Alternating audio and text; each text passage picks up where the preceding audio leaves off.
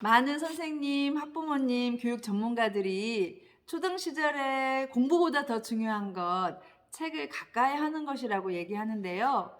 정작 우리 부모님들이 우리 아이에게 책 읽는 습관을 만들어주고 싶은데 어떻게 해야 될지 잘 모르시는 경우가 많아서 제가 오늘은 우리 읽기 훈련이 시작되는 초등 저학년 아이들 어떻게 책 읽는 습관을 만들어줄 수 있을지 우리 부모님들에게 이 책을 소개해 드리려고 합니다.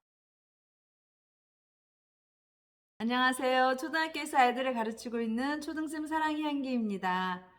저희 학교는 코로나 때문에 1, 2학년은 매일 등교하지만 3, 4학년은 주 3회 등교하고 있고 5, 6학년은 주 2회 등교하고 있습니다. 저는 1학년이라서 아이들이 매일 등교하기 때문에 3월 입학 초기 적응활동 끝나고 4월에는 국어, 수학, 교과목을 들어가서 아이들이 한글과 수 공부를 열심히 하고 있습니다. 우리 초등 자녀를 키우는 학부모님들, 초등 시절에 아이들에게 어떤 공부가 가장 중요하다고 생각하시나요? 많은 부모님들이 초등 시절에 아이들에게 수학학원도 보내고 수학도 중요하다고 생각하고 연산, 그리고 국어, 논술, 글쓰기, 그리고 예체능도 많이 시키시는데 제가 초등에서 25년 동안 많은 아이들을 만나보고 가르쳐 왔는데 아이들이 공통적으로 공부 잘하고 글 잘 쓰고 토론도 잘하고 말도 잘하는 아이들의 대부분의 공통점은 많은 교육 전문가들이 얘기하듯이 책 읽는 습관이 잡힌 아이들이었거든요. 책을 잘 읽는 아이들이었어요. 그래서 초등 부모님들도 아이의 독서 교육에 굉장히 많은 관심을 가지고 계시고 아이들이 좋은 책을 읽을 수 있도록 많이 노력하고 계십니다. 많은 선생님, 학부모님, 교육 전문가들이 초등 시절에 공부보다 더 중요한 것, 책을 가까이 하는 것이라고 얘기하는데요.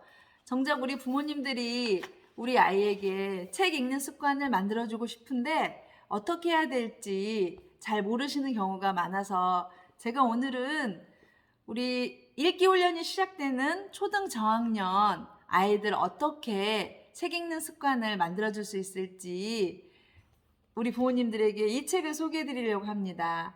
9살 독서 수업이라는 책인데요.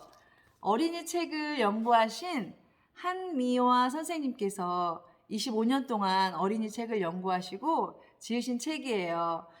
부모가 알아야 할 초등 저학년 독서의 모든 것을 담고 있습니다. 책 싫다는 우리 아이, 무슨 책을 어떻게 읽혀야 할까요? 그래서 7세에서 9세를 위한 상황별 맞춤 독서 목록도 나와 있는데요.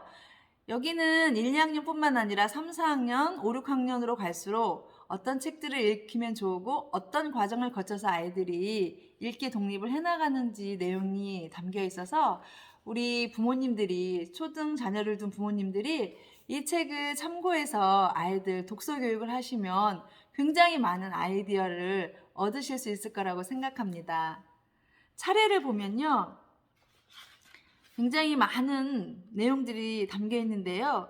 우리 초등 부모님들이 관심 가지실 만한 제가 목록을 읽어보면요. 어떻게 해야 책 좋아하는 아이로 자랄까? 책 읽기 좋은 환경 어떻게 만들까? 글자를 아는데 책을 못 읽는 이유. 어휘력과 상상력, 표현력을 길러주는 지름길. 이런 내용이 있고요. 또 우리 아이는 책 읽기에 관심이 없어요. 그럴 때는 어떻게 하면 좋을지. 책 한 권을 끝까지 못 읽어요. 도서관에 가는 걸 질색해요. 또 그럴 때는 어떻게 해주면 좋은지. 그리고 저학년 국어에서 꼭 배워야 하는 것. 뭐든 혼자 못해서 다 챙겨줘야 해요. 아이가 자꾸 거짓말을 해요. 학교 가기가 싫고 무섭대요. 친구를 사귀고 함께 노는 일이 서툴러요. 이런 내용도 있어서 특히 우리 초등 1, 2학년을 둔 학부모님들은 이 책이 많은 도움이 되리라고 생각합니다. 부록으로는 7세에서 9세를 위한 상황별 맞춤 도서 목록이 있어서 저도 이 도서 목록에 나와 있는 책들을 아이들에게 읽어주기도 하고 저도 읽어봤지만 정말 우리 아이들이 호기심 갖고 즐겁게 읽을 수 있는 책들이 많이 소개되어 있습니다. 저는 1학년 아이들을 데리고 아침에 9시 1교시 시작하기 전에 8시 50분부터 9시까지 아침 독서 10분을 운영하고 있습니다. 잔잔한 피아노 음악을 틀어주고 지혜가 쑥 아침 독서라고 해서 아이들이 그 시간만큼은 책에 집중할 수 있도록 하고 있는데요.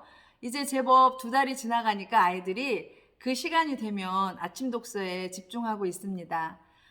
그래서 아이들에게 우리가 골고루 음식을 먹어서 우리 몸이 튼튼하게 자라듯이 좋은 책을 읽어서 우리 뇌가 건강하게 자라야 우리가 지혜로운 사람이 될 수 있다 강조하면서 아침 독서를 습관화시키고 있습니다. 그리고 과제로는 잠자기 전에 30분 정도 책 읽기를 내주고 있어요. 그리고 이제 저희는 독서기록 카드에 독서록에 책을 읽고 한 문장 정도로 감상평을 기록하는 게 있는데 그것도 이제 시작했는데 아이들이 제법 잘하고 흥미를 갖는 아이들이 많이 있더라고요. 그래서 책 읽기만큼은 우리 부모님들이 아이들이 한글 떼게 해주고 싶어서 굉장히 열심히 한글 지도에서 아이들이 한글 떼게 하신 것처럼 이제는 우리 아이들이 읽기 습관을 갖도록 읽기 훈련을 하도록 초등 저학년 때 도와주시면 좋겠습니다. 아이들이 이 시기에 부모님들이 책을 많이 읽어주시기도 하고 아이들이 스스로도 책을 보면서 책 읽는 것이 정말 즐거운 일이다. 아이들은 재미 요소가 없으면 잘 하지 않거든요. 그래서 책 읽는 거를 굉장히 싫어하는 아이들도 있는데 가장 첫 번째는 책이 재미있다. 첫째도 재미, 둘째도 재미가 있어야지 아이들이 책을 읽을 수 있거든요. 그래서 책 읽는 것이 재밌다는 것을 우리 부모님들이 꾸준히 관심을 가지고 해주셔야 될 것 같아요. 한글 깨칠 때처럼 읽기 훈련이 될 때까지 우리 부모님들이 관심을 가지고 아이들을 데리고 도서관도 가시고 서점에도 가셔서 자기가 스스로 읽고 싶은 책을 부모님이 골라주는 것보다 스스로 읽고 싶은 책을 고르고 전집보다는 단편으로 되어 있는 그런 책들을 아이가 호기심 갖는 책들을 먼저 접해보면 좋을 것 같습니다.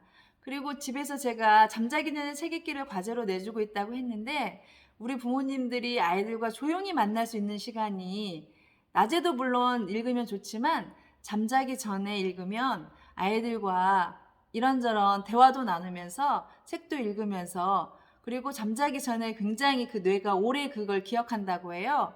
그래서 잠자기 전에 아이들에게 책을 읽어주시면 좋겠습니다. 그리고 저학년 아이들은 이제 한글을 떼고 자기 스스로 책을 읽는데 책을 읽는다고 읽을 수는 있지만 그걸 다 이해할 수는 없거든요. 그래서 부모님들이 책을 읽어주시면서 설명을 해주면서 읽어주기 때문에 아이들이 그 책을 오롯이 이해할 수가 있어요. 그래서 아이가 이제 한글을 뗐다고 혼자 책을 읽을 수 있다고 다 맡기지 마시고 책을 읽어주시고 또 아이가 책을 스스로 읽는 연습도 해야 되기 때문에 부모님 앞에서 책을 읽어줄 때 아이가 틀릴까봐 염려돼서 마음 편히 큰 소리로 책을 읽는 것을 거부할 수도 있거든요. 그럴 때 이 책에 소개된 방법 중에 제가 굉장히 좋은 방법이라고 생각했는데 물론 동생이 있으면 동생한테 읽어줘도 좋은데 동생이 없으면 혹시 집에 반려견이나 고양이나 그런 애완동물이 있다면 그런 애완동물에게 책 읽어주는 것이 굉장히 좋다고 해요. 그 애완동물에게도 좋지만 책을 읽어준 아이가 아무 부담 없이 마음 편히 큰 소리로 책을 읽을 수 있다고 해요. 그래서 혹시 집에 반려견이 있다면 또는 반려동물이 있다면 우리 아이가 책을 큰 소리로 읽는 연습을 하는 대상을 부모님 앞에서 읽는 것보다는 그런 반려동물 앞에서 읽도록 해주시는 것도 좋을 것 같습니다. 동생한테 읽어주는 것도 물론 좋고요. 그래서 아이들이 책도 부모님이 매일 읽어주시고 아이들도 매일 조금씩 책을 큰 소리로 내어서 읽을 수 있도록 연습해 나가면 좋을 것 같습니다. 우리 아이가 초등 저학년이다. 그리고 우리 아이에게 어떤 공부보다 중요한 책 읽기 훈련을 하고 싶은 부모님들은 꼭 이 책을 참고하셔서 여기에 나온 좋은 책들도 아이와 함께 읽어보시고 또 우리 아이들이 고학년이 갈수록 책 읽는 습관 계속해서 만들어 나가는데 많은 도움 받으시기 바랍니다. 오늘도 제 이야기 끝까지 들어주셔서 감사합니다. 우리 초등 자녀 키우는 부모님들 응원합니다. 사랑합니다.